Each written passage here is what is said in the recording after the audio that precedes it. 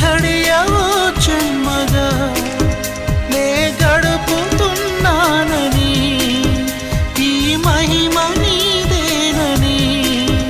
నీకైనా తెలుసాని నీకు చెప్పాలని